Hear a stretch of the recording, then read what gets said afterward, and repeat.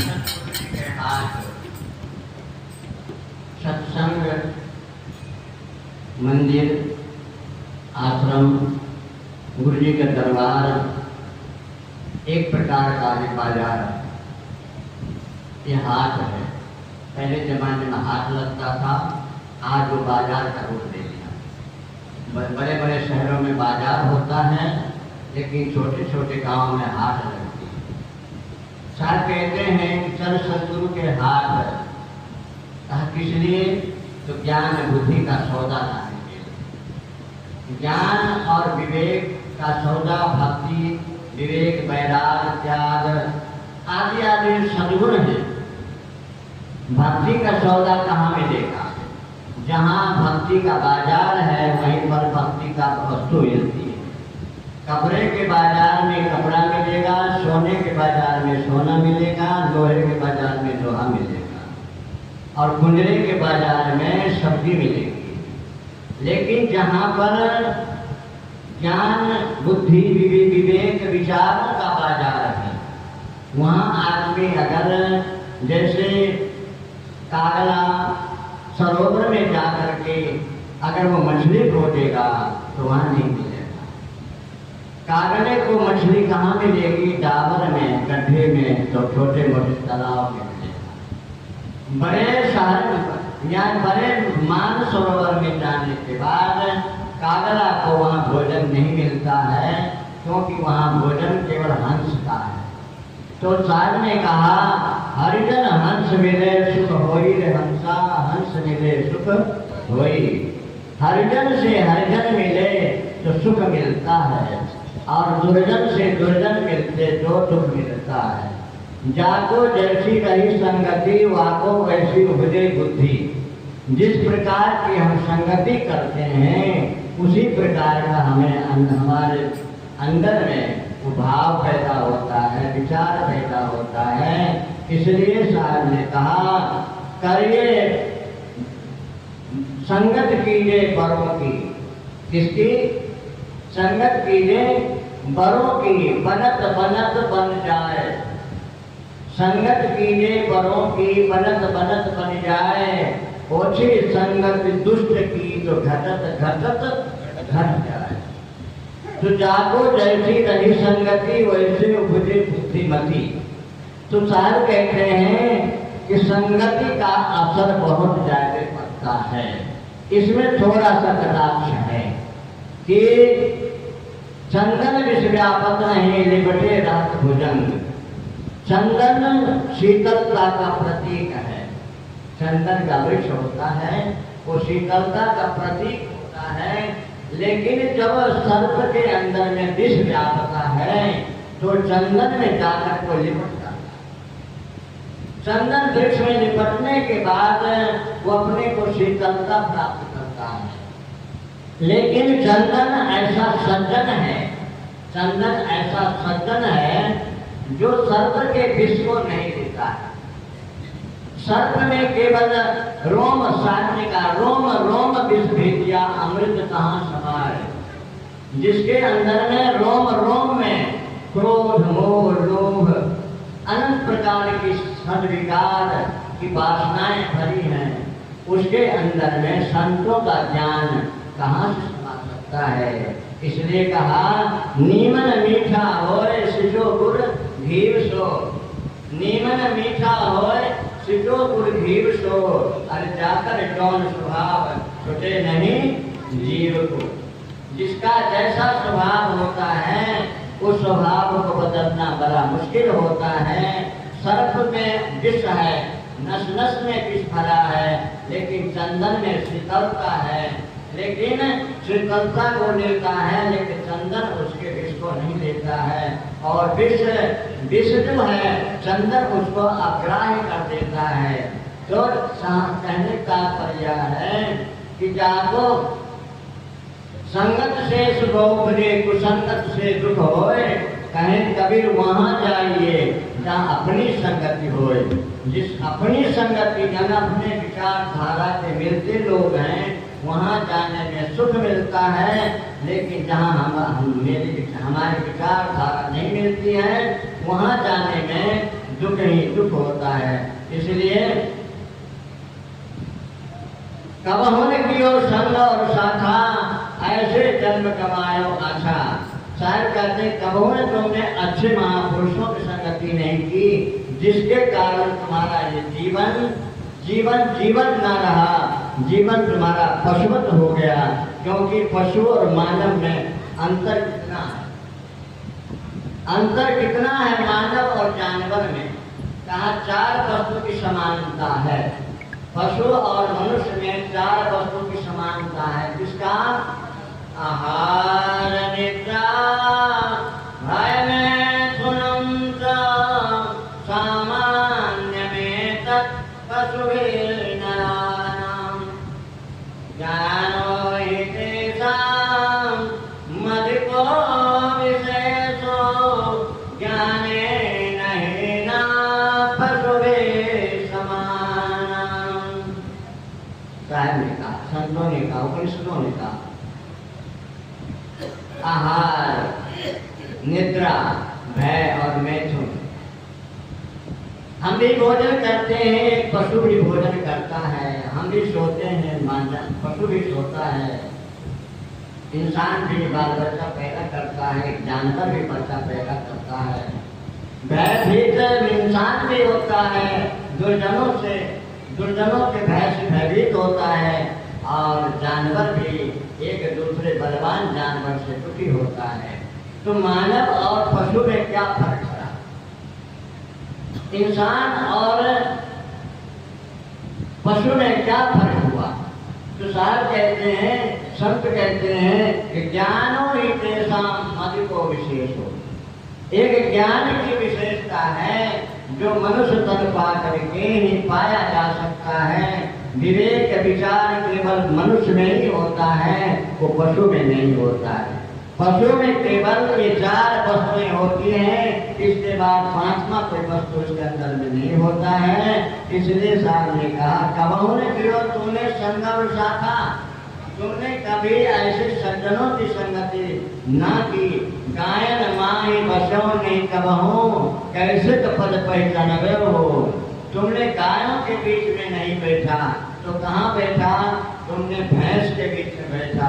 तो साहब कहते भैंस प्रतीक है अज्ञानता का, और गाय प्रतीक है ज्ञान का प्रतीक है, भक्ति की प्रतीक है। और भैंस जो है वो अज्ञानता का प्रतीक है, जड़ता का प्रतीक है। गाय का दूध पीने के बाद मनुष्य के तन में स्फूर्ति आती है, और भैंस का दूध अगर साल भर पी लो तो शरीर में जड़ता है।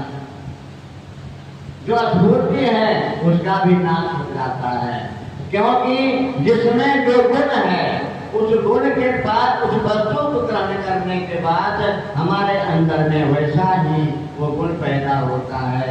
जैसे आहार में हम जिस प्रकार का आहार लेंगे उसी प्रकार का हमारे अंदर में विचार पैदा होगा। अगर आहार हमारा गंदा है तो विचार का हमारा जरूर गंदा होगा। इसलिए आहार शुद्धि सत्व शुद्धि, आहार शुद्धि सत्व शुद्धि, सत्व शुद्धि प्रवास करते। उपनिषद कहता है कि आहार की शुद्धि से सत्वगुण की वृद्धि होती है, और आहार की अशुद्धि से ही तमोगुण की वृद्धि और रजोगुण की वृद्धि होती है।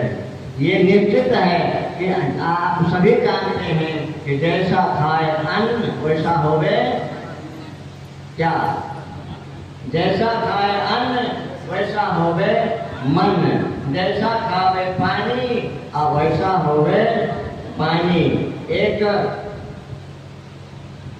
एक पंडित जी से कथा करते थे। कार्तिक मास का महीना था। कार्तिक मास में एक मास तक भागवत कथा, रामायण कथा, उपनिषद कथा, गीता कथा या अनेक प्रकार सत्संग आदि लोग करते हैं, क्योंकि उत्तम मास माना जाता। मासो नाम उत्तमो मासा कार्तिक मासा, मासा नाम उत्तमो मासा। मासों में सबसे उत्तम मास, 12 मास में सबसे उत्तम मास कार्तिक मास को माना गया है। तो इसमें सज्जन लोग भक्तगण भगवान की कथा का श्रवण करते हैं। तो एक गांव में, किसी गांव में एक कथाकार कथा करते थे, पंडित जी से कथा करते थे, भागवती कथा की पूर्णाहुति के दिन थी, कार्तिक मास के पूर्णाहुति के दिन। तो उस गांव में अनेक प्रकार के लोग रहते थे, गरीब अमीर, हर समाज में गरीब अमीर रहते हैं। तो जो अमीरों के घर में माता बहन थी तो अपने घर से कुछ न कुछ ले जाया करते थे। लेकिन उस गांव में कोई गरीब व्यक्ति था जिसके पास कुछ भी नहीं था, तो वो खाली हाथ चला जाता, वो चली जाती थी महिला, तो उसके मन में बड़ा तकलीफ होता था कि हम सभी गांव के माता बहन कुछ न कुछ लाती है पंडित जी को देने के लिए, लेकिन मेरे पास भगवान ने कुछ भी नहीं दिया, मैं क्या लाऊं, तो बड़े लज्जित हो जाते। तो पूर्णाहुति का दिन जब आया तो उसने अपने पति से कहा, बोली हे स्वामी, हे पतिदेव, मैं कथा सुनने डेली जाती हूँ, नित्य जाती हूँ, लेकिन कथा में सभी लोग अपने अपने यथासंभव वस्तु लाते हैं और कथाकार को भेंट करते हैं, क्योंकि कहा गया है कि कथा सुनने में अगर तुम फ्री की कथा सुनेगे तो फायदा नहीं करेगा। तो फ्री की कथा सुनने के लिए हम जो लोग जाते हैं, कथा का फल क्या मिलेगा? पंडित जी कहते हैं कि बिना दक्षिणा का अगर कोई पूजा कराता है तो पूजा का फल उस व्यक्ति को नहीं मिलता। तो हम तो 1 महीना कथा सुन चुकी हूँ। अब कल पूनम का मास है, जैसे आज पूनम का मास, तो पूनम का मास है, हमें भी कुछ लेकर के जाना चाहिए। पति ने कहा, देख अर्धांगिनी लक्ष्मी, देख हमारे घर में तो कुछ है नहीं, क्या लेके जाओगे? तो कहा नहीं, कल तो मुझे कुछ लेके जाना है, कैसे मैं खाली हाथ जाऊँ?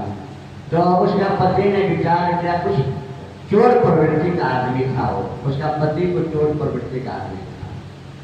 तो उसने कहा ठीक है, मैं इंतजाम करता हूँ।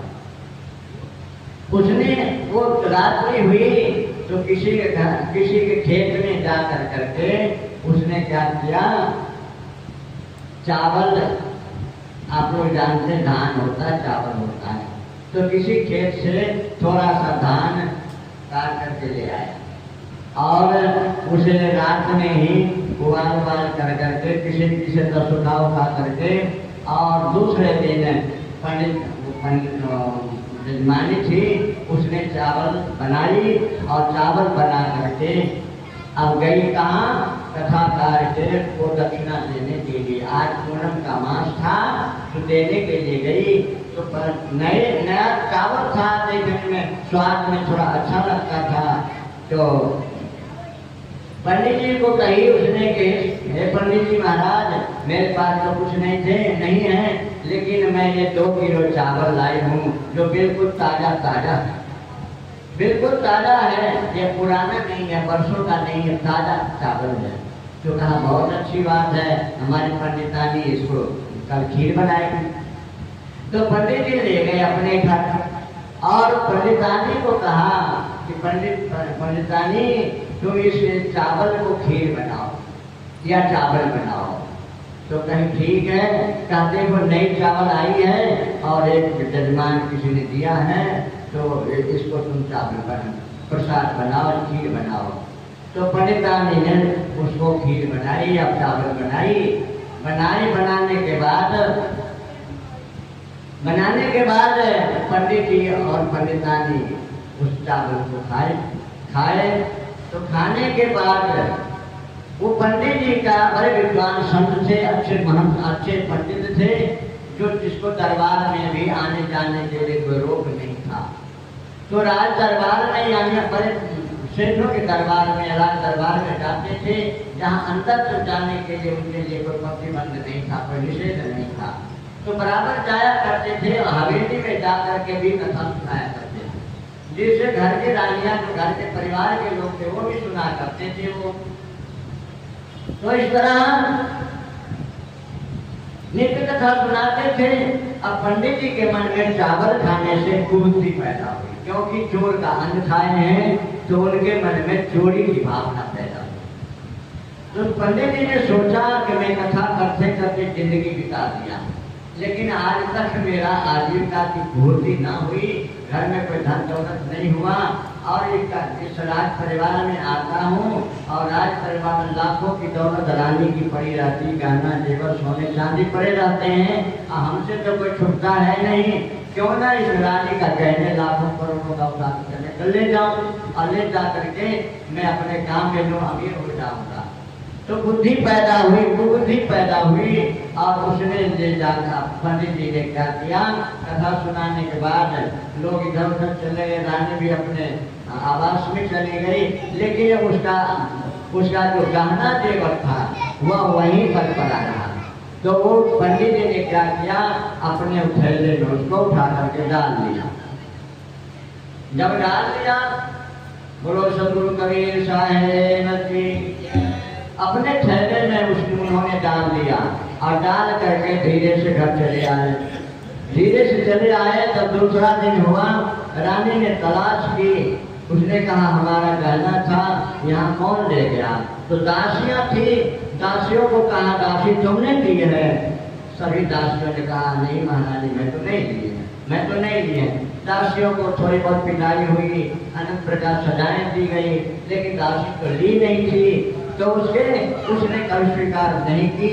अब राजा ने जो नौकरों को पीटना शुरू किया कि तुम लोगों ने लिया होगा, नौकरों को पिटाई लगी, लेकिन नौकरों ने नहीं लिया था। अंत में राजा ने कहा कि जो हमारे इस रानी के जेवर को ला करके दे देगा, उसे मैं 10,000 रुपया दूंगा। कोई ऊपर का दिया बता देगा या ऊपर का चिल्ला देगा, चोर का नाम बता देगा। इस तरह करते करते गांव में ढोल पीट दिया गया कि कोई आदमी राजमहल की जो रानी की जो जेवरात है उसको ला करके कोई आदमी दे देता है तो उसे 10,000 या इससे अधिक उपहार मिलेगा, इनाम मिलेगा। लोगों ने काफी कोशिश किया, घर घर में जो नामी चोर थे उन सबको भी बुला करके पूछा गया, लेकिन किसी ने नहीं कहा कि हमने दिया। अंततः राजा निराश हो गया। अब कहा गया है कि किसी भी गलत व्यक्ति का अनाज खाने के बाद, वस्तु का उपयोग लेने के बाद, अपने उदर में जाने के बाद वस्तु को अगर जैसे कोई आदमी पाप कर्म करता है तो उसका परिणाम उस व्यक्ति को 3 दिन में मिलेगा। अगर 3 दिन में नहीं मिला तो 3 महीने में मिलेगा, और 3 महीने में नहीं मिला तो 3 साल में मिलेगा, और 3 साल में न मिला तो 12 साल में मिल जाए। तो उसको पंडित जी का कहते एक अन्न का प्रभाव 41 दिन तक रहता है हमारे शरीर में, क्योंकि अन्न से रस बनता है, और रस से रक्त बनता है, और रक्त से पुनः वह मन बनता है। मन एक सूक्ष्म पदार्थ है, तो मन बनता है, तो मन से हमारी बुद्धि बनती है। मेरा मन जब कभी भटकने लग जाए, देखो हम सब कहाँ बैठे हैं, मैंने पहले कहा चल सतगुरु के हाथ ज्ञान बुद्धि लाइए, सत्संग में बैठे हैं, तो क्या तन बैठा है, मन भी बैठा है। कुछ व्यक्ति का तन तो बैठा है लेकिन मन नहीं बैठा, मन घर में जाके बैठा है या घर की चिंतन कर रहा है। तो साहब ने कहा कि जहाँ तन है वहीं मन में किसी प्रकार का विषाद पैदा हो, विकार पैदा हो, तो उस समय संतों ने कहा कि उसमें नाम का सहारा है, दूसरा कोई सहारा नहीं है। कोई ऐसा शब्द नहीं है जो मन को रोका जा सके। तो मन को रोकना है तो जिस प्रकार गाय हराही गाय जो होती है, बिगड़ी हुई गाय होती है, उसको गले में रस्सी बांध दी जाती है और बांध करके खूंटे में बांध दी जाती है। तो कितना भी वो तड़पेगी तो खूंटा से बांध दी जा सकती है। तो उसी तरह नाम क्या है, तो नाम है एक खूंटा है, और उसमें नाम रूपी रस्सी में भगवान के ज्ञान रूपी खूटे में नाम रूपी रस्सी को बांध करके रख दी जाए। एक आदमी ने कहा कि महाराज नाम लेने से क्या होता है, श्रद्धा तो हमारी नाम में है नहीं, मैं क्यों जपूं? मैं कहा देखो बात ऐसी है कि आप यहाँ से आपको जाना है दिल्ली और टिकट कटा लिया, लेकिन श्रद्धा नहीं है बैठने की, और गाड़ी में आपने बैठ गया, गाड़ी में बैठ गया तो गाड़ी आपको कहाँ ले जाएगी? दिल्ली ले जाएगी। चाहे भाव से जाओ चाहे स्वभाव से जाओ चाहे रो के जाओ, लेकिन दिल्ली पहुंचना ही पड़ेगा। तो उसी तरह नाम रूपी जहाज पर बैठ करके जो चलता है तो भगवान रूपी दिल्ली पहुंच जाता है। और ये नाम हमारे लिए जहाज है। सदगुरु संत महापुरुष गुरु महाराज क्या देते हैं? केवल नाम देते हैं। नाम से ही हमारा कल्याण है। क्यों कि इस कली काल में, इस कलियुग में संतों ने कहा कि इस कली काल में जप जोग विराग महामक साधन दान दया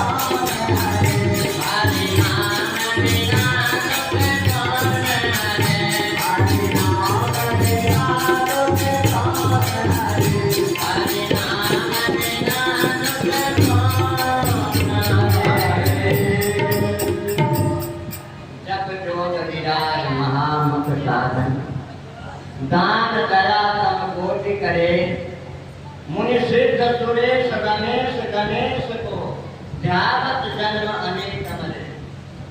निगमागम वेद पुराण पढ़े, निगमागम वेद पुराण पढ़े, तब साधन में युग पुण्य मरे।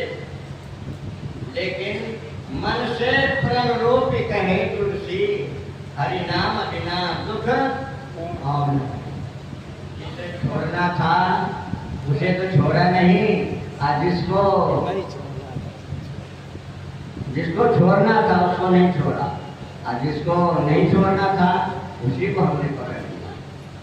संसार की आसक्ति केवल संसार में सुख देने लायक है, लेकिन परमात्मा की आसक्ति जो है, भगवान के भजन जो है, नाम का स्मरण है, नाम का चिंतन है, उसका निध्यासन है, वो हमें आगे का जन्म को सुधारता है।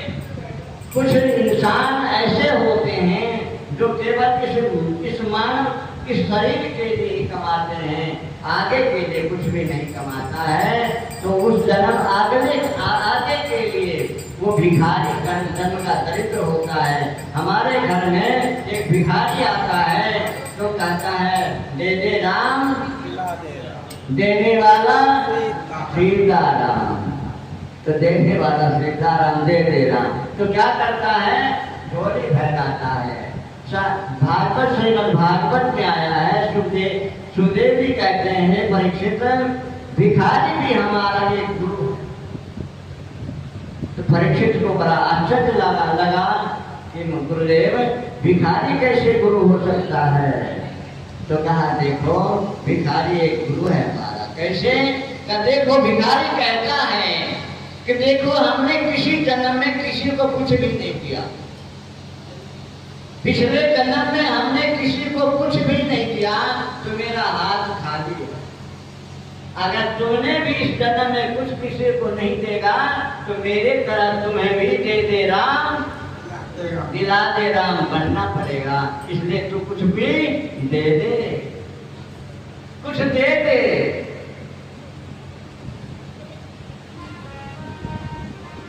अरे हाथ दिया दान कर, मत कर मोह तू हरि भजन को मान रे, हरि भजन को मत कर मोह तू हरि भजन को मान रे, हरि भजन को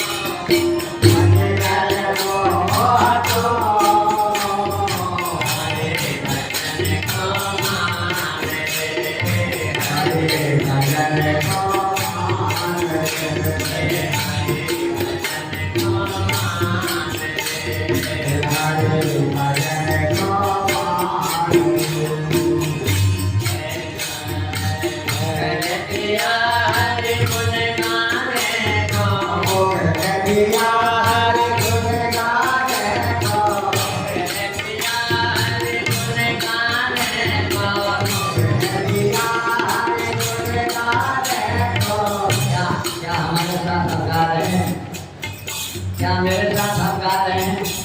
अरे नहीं गा रहे हैं, जो भजन जो गा रहे हैं, जो अम्मा गा रहे हैं, तो गाने को मैंने क्या किसने दिया?